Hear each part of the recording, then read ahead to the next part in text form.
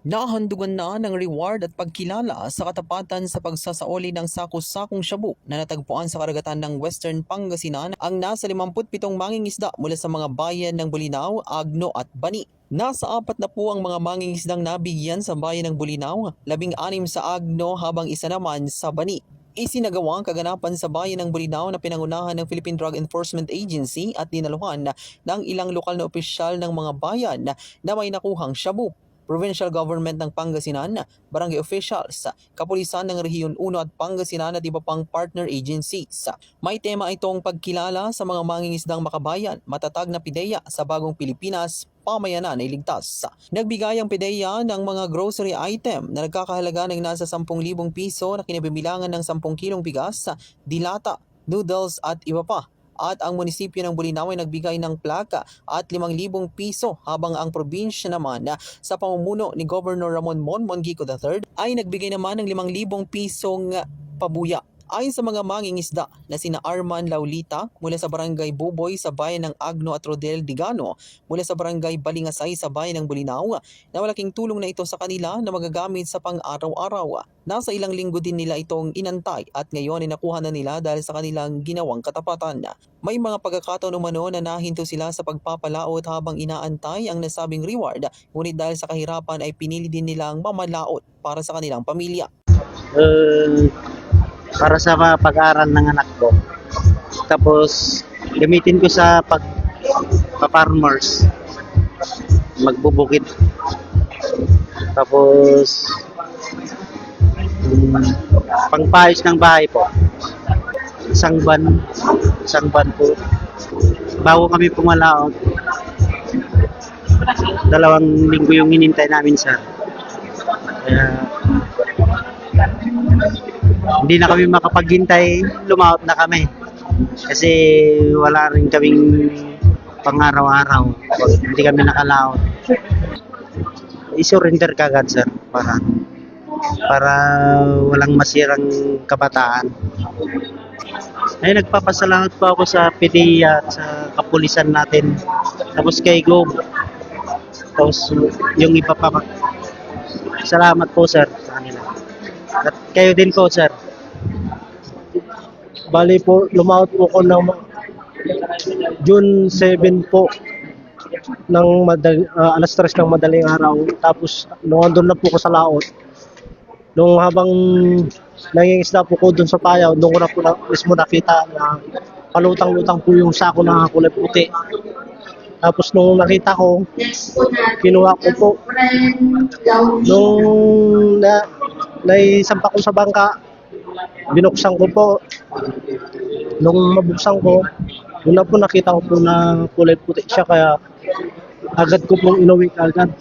Tapos nung andito na po sa tabi, na-surrender din po agad. Mag-isa lang po ko sa... Ano lang magkaramdam na may nakuha na kayong reward dahil dito sa ginawa niyo pamilya? Siyempre po, masaya po, sir. Masaya rin po, sir. At anong gagawin mo sa parents mo? Bali pang papagawa po sa bahay, sir. Tsaka yung bangka po, kung papayos po yung bangka. Sa mga nagbigay po, maraming salamat po, sir. Samantala, ikinutuwa naman ni Kapitana Dalmacia Ulep sa Barangay Balingasay, Bulinaw ang nakuhang reward ng mga mangingisda sa kanyang nasasakupan, kung saan maghahatid ng tuwa sa mga bayaning mangingisda at magsisilbing inspirasyon na gumawa ng mabuti lalo na sa ganitong sitwasyon. Anya na mas pinapaigting pa nila ang pagtutok sa iligal na droga lalo na sa maaari pang makita ang palutang-lutang sa dagat, kaya panawagan ito sa mga mangingisda na dapat huwag matakot mag-surrender kung may makita muling iligal na droga sa dagat dahil kasama nilang otoridad sa laban na ito. Napakasaya, sir. Kasi kahit papaano, nakatanggap na yung mga heroes natin dito sa ating bayan, at saka sa mga karatig bayan, ay masayang-masaya sila. Makikita na ang mga ngiti sa kanilang mga labi.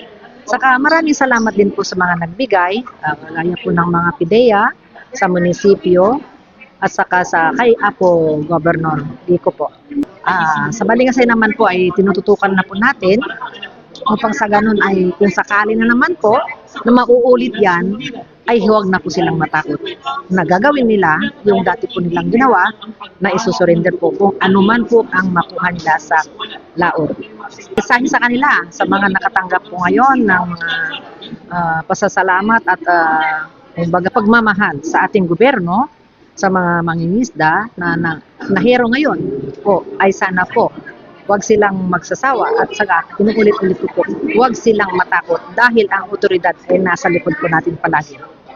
Salamat po. Sa kabilang banda, pinuri naman ni Undersecretary Isagani Arneres ang Director General ng PDEA dahil hindi nasilaw sa milyon-milyong halaga ng bawat sako ang mga mangingisda, bagkos ay isinauli ito sa mga otoridad.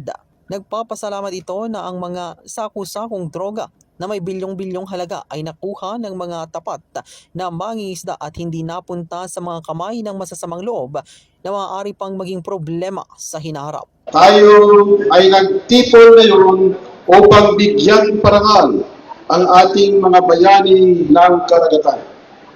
Sila ang mga taong bumabangon at naglalayag sa gitna ng dagat bago pa man sumikat ang araw. Sa bawat hagis, hila at huli ng kanilang lambat, katumbas ay abot kaya at masustansyang pagkain sa habag ng bawat pamilyang Pilipino. Sila ang ating mahal na mangingisda. Bukod sa inyong sipag at sakripisyo, bibigyan pugay din natin ang iyong ipinakitang pambihirang katapatan at katapangan nang mayroon kayong natuklasan mga pakete ng shabu na palutang-lutang sa baybaying dagat ng ating munisipalidad ng Pangasinan.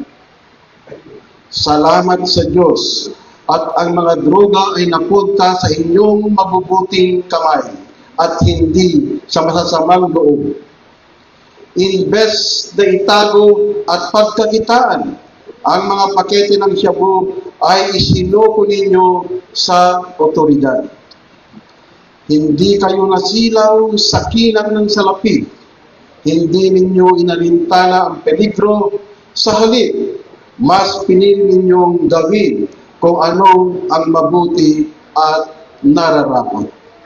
Mas pinili ninyo ang kapakanan ng marami kaysa inyong sarili.